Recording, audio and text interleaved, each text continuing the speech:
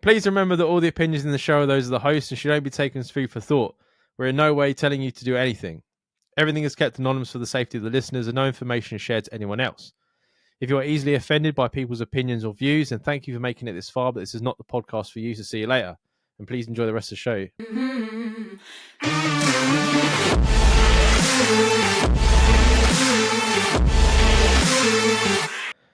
Hey up. Was that Welsh? No. Yorkshire? Northern. Hey up. People at work have found out I'm into the swinging lifestyle and I'm effectively getting shunned from office small talk now. It's making me want to go elsewhere, but I've built up such a good standing in this place and I don't want to lose it. I'm in two minds and I don't know what to do. What do you think? What a disgraceful show. This annoyed me, this email. I think that's just people being childish, really, because if anything, if you were in my office or my workplace, I would be asking you loads of questions. Be like, what happens when this happens? What happens when this happens? What happens with this? What happens with that? How do you know? How do you know people do this? I'll be asking like a million questions and then probably bringing it all back to this podcast. But yeah. For people to just outright, unless you're working in like some kind of Christian fucking like camp or something, then why people's business is it to judge? Yeah. The thing that makes me laugh is that as soon as you hear swinger, people automatically think that you're gonna want to fuck them. Like people that swing are some sort of animal. Yeah, it's because it's how they were portrayed in the 80s, where you throw your car key in the bowl and then everyone's having sex with each other. They're always like weird guys with a mustache. I say I was born in the wrong year, but I'm from the 80s. I should have been born in the 70s. Would have been a good year then. Yeah, I can imagine you would be like a cult leader swinger guy in the late 70s. Yeah, I'd have a lot of children running around. Tell you that much. Yeah, it's annoying as well because we know full well that this has made your relationship with your partner stronger. Yeah.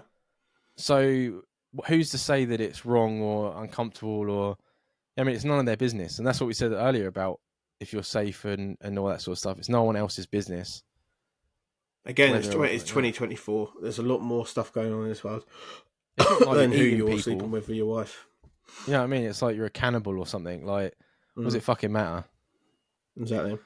You're not handing around cards for people to come around to a party and just be like, clothes are optional.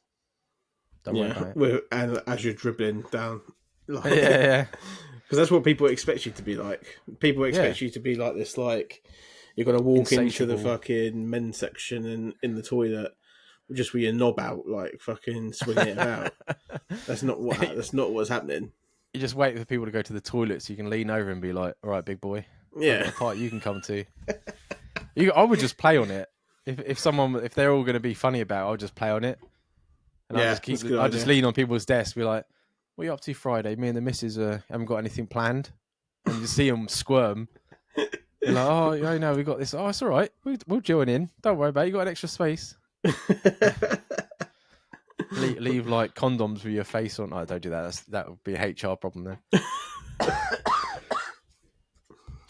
Yeah, no, I wouldn't leave the place just because like, no, if you're happy there and stuff like that, like people are going to be like that.